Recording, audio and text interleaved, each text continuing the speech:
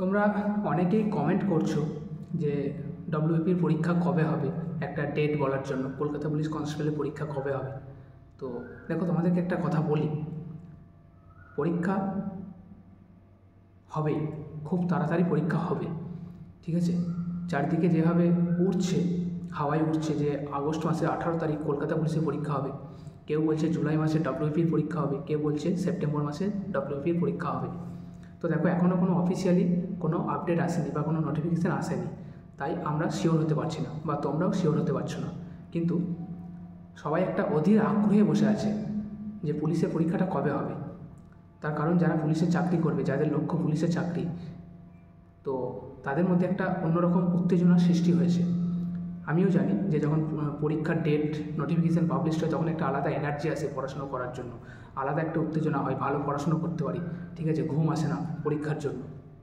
তো আমিও জানি সেটা তোমাদের মধ্যে হচ্ছে। তো তোমরা চিন্তা করো না, তোমরা এইভাবেই নিজেদের মধ্যে কনফিডেন্স রাখো, ঠিক আছে। আগস্ট মাস না আসা অবধি আমরা কেউ বুঝতেও পারছি না কী হবে।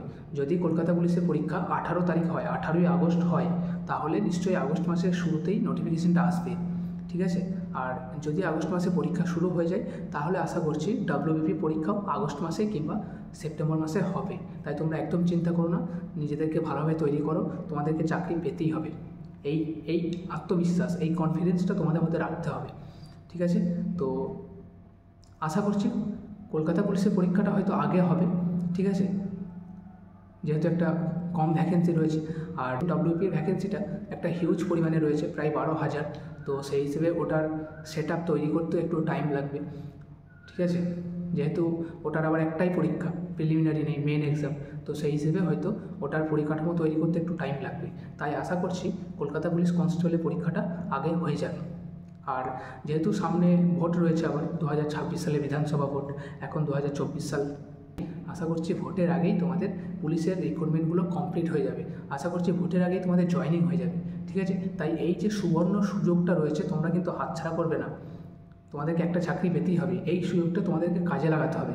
তো অল দ্য বেস্ট বন্ধুরা, তোমরা ভালোভাবে পড়াশোনা করো, ভালোভাবে নিজেদেরকে তৈরি করো। আর কাট অফ নিয়ে একদম চিন্তা করো না, কত কাট অফ হবে, কত সেফ স্কোর থাকবে, এইসব নিয়ে একদম চিন্তা করো না। এইসব নিয়ে চিন্তা করলে তোমার মাথা শেষ হয়ে যাবে, তুমি নার্ভাস হয়ে যাবে, ঠিক আছে। আর মক টেস্টের কথা বলি, মক টেস্ট দাও, কিন্তু মক টেস্ট বেশি দেওয়ার দরকার নেই, মাসে খুব বেশি হলে 2টো মক টেস্ট দাও। অনেক সময় কী হয়, মক টেস্টে যদি নাম্বার কম থাকে, নিজেদের মধ্যে অনেক চিন্তা হয় যে মক টেস্টে আমার 30 নাম্বার 20 নাম্বার আসছে, তাহলে আমি কীভাবে পরীক্ষায় পাস করব।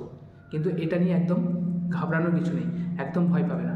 তুমি আজকে 30 পাচ্ছ, তুমি পরীক্ষায় দেখা যাবে সেটা 60 পাবে, আমি গ্যারান্টি দিতে পারি।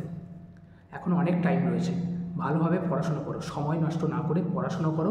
আর সেফ স্কোর নিয়ে একদম চিন্তা করো না, কাট অফ নিয়ে একদম চিন্তা করো না। ভালোভাবে নিজেকে তৈরি করলে কাট অফের সীমানায় তুমি থাকবে না, কাট অফ পার করে চলে যাবে। তখন তুমি নিজেই বুঝতে পারবে যে আমি নিজেকে কীভাবে তৈরি করেছিলাম, আগে কী ছিলাম আর এখন আমি কী হয়েছি।